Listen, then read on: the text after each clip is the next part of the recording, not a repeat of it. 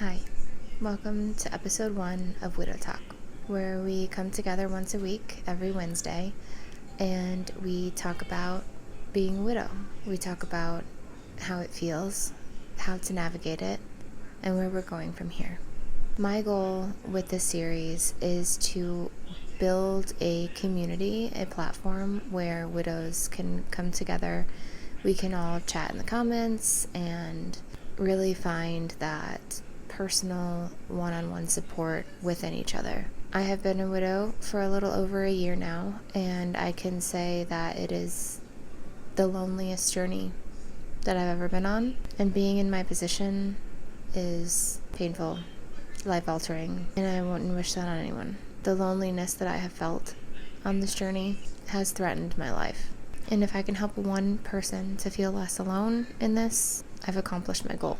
Grief has a way of making you feel so alone and making you feel like no one knows what you're going through. No one has ever felt this type of pain. No one could ever offer any sort of wisdom or help to you. And once you let yourself kind of get to that position or get to that place of grief, it's nearly impossible to dig yourself out of it. I realized through sharing a little bit about my story online that a lot of people don't have support systems. A lot of people really, truly don't have anyone to turn to. In doing this, I hope that I find those people, and I hope that they realize they're not alone. There is a place for them to talk about it. There is a place for them to just let it all out. Even if you need to DM me, just to have someone to talk to. You can straight up tell me, like, I don't need someone to tell me that it's going to get better. I don't need someone to say they're sorry for my loss. I just need to bitch about how terrible this feels and have somebody empathize with me. Have somebody just hear me. And I know sometimes it really feels like this journey is meant to be walked alone, that your healing has to happen alone. To an extent, right? Like you don't need to heal 1,000% on your own. Healing on your own doesn't mean 100% isolation. It means sitting with yourself. It means getting comfortable sitting with yourself. It means cutting out all the negative, cutting out all the noise, and sitting with the things that and the people that bring you joy and peace.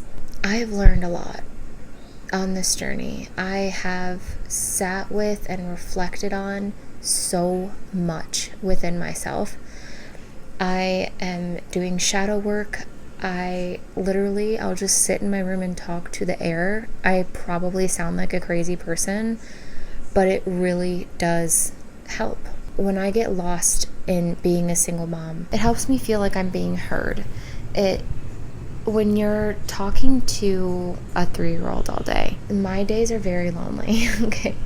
So when I go to bed at night and my kids are in bed, that's my time to just sit and get all of my thoughts out.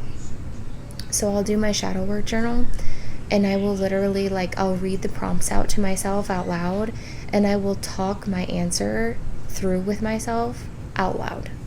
So, while I'm sitting trying to think of my answer, I will say it out loud and work through it and decipher what I'm going to put on paper, because there's only so much space. In doing that, I find balance within myself. I find a safe space within myself, and it helps me kind of realize that isolating myself, which I have done a lot throughout this process, isn't the answer. All of that being said, I hope that at some point today you can take at least 15 minutes for yourself just to reset and decompress. I think you might be surprised at how much of a difference it could make in your mental health. Another tip I have is when you're doing any of your self-care, I know when we're tired, it feels like a chore. It feels like a job. It feels like an obligation.